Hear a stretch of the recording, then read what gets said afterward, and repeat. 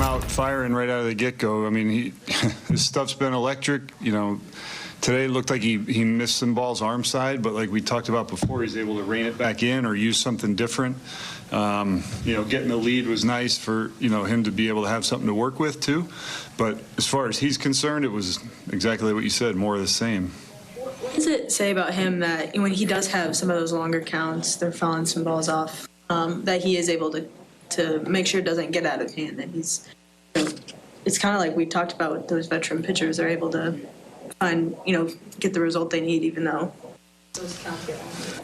Yeah, well, I think a part of it is because he has different weapons to go to, right? So if they're fouling off fastballs, he can go to any of the other pitches, and he's had them in the zone so much that they have to honor it. You know, they can't just eliminate a pitch. And with 5 of them, it's quite an arsenal for guys to defend against.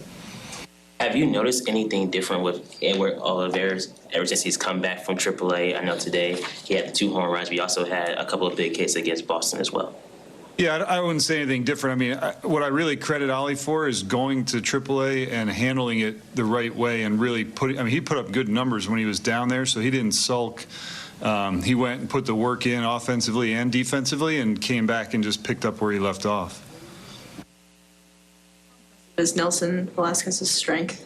Yeah, it is impressive. And the other thing about it is it's a pretty compact swing for a guy with that much power. You know, I mean, I think he's got very limited at-bats in the big leagues, and to put the power numbers up he has, you know, I think kind of just scratching the surface of what he can be as a hitter, because with that compact swing, I think he's going to be able to do stuff to different parts of the field and not just hit home runs. I know we talked about Nick Lofton and his ability to hit the ball all over the field, but how impressive was it to see him today come through with a big 2-run double in that 6th inning? Yeah, I mean, his day was solid all the way around. You know, even he hit that ball to the wall in his first at-bat, the double, single to left, took a walk. You know, he did exactly what he's been doing throughout his career. You know, he got good results for it today, and that's fun to see. How do you look over at third base as well today? Great. He made every play. I mean, he was challenged on some different types of plays, slow rollers, you know, in between hops, went to his left. Yeah, I mean, he looked good. Beyond the velocity on Ragans' fastball, is there anything different about that pitch that makes it hard to pick up? That's a good question. I don't think I mean, at least from the metrics on the board, it doesn't have elite carry. Has some. The 4-seamers have some arm side run.